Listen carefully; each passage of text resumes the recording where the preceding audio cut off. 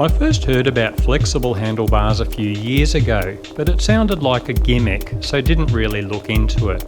But the past 2 years have included learning to ride in some quite tricky terrain, and this has resulted in issues with arm pump, carpal tunnel syndrome, and sore fingers from the early stages of arthritis.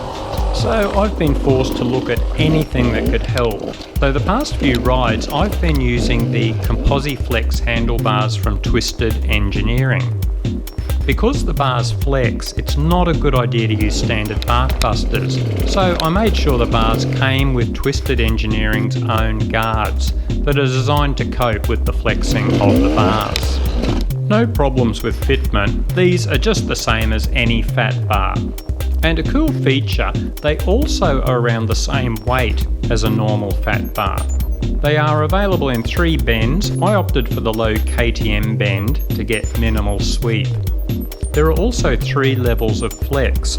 I went with the most flexible option, as most of our riding is relatively slow, so figured I wouldn't need the same flex that, say, motocross riders would be after.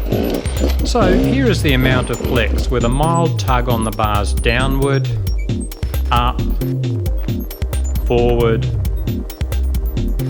and back. So, do they work? The first thing I noticed is you don't really notice them. Even with this softest 3 times option, you simply don't feel the flex unless you are really looking for it over some sharp bumps. I read on a forum somewhere, a guy said they flex when you need them to, they don't flex the rest of the time. I assume the stiffer versions are for very hard aggressive riders and motocross guys slamming down from jumps and through whoops.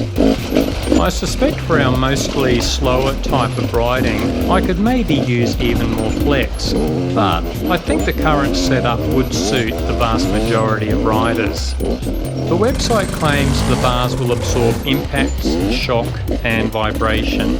I would definitely agree on the first 2, but the beater doesn't really vibrate, so can't comment on that.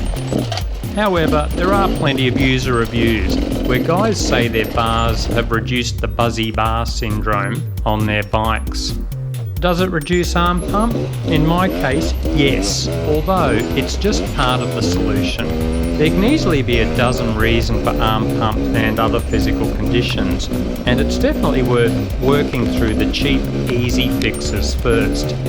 I managed to greatly reduce arm pump and some of my other problems.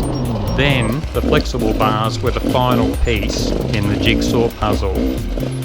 Do the bars reduce upper body fatigue? If you've already got good riding technique and the right bike setup, absolutely. My very first concern with the Twisted Engineering bars was would they be dangerous if they broke? Carbon fibre can turn into a scalpel when it breaks, but the composite materials used just turn into a pulp that would actually be safer than the broken edge on, say, alloy bars. Some frequently asked questions on the website, just pause to read.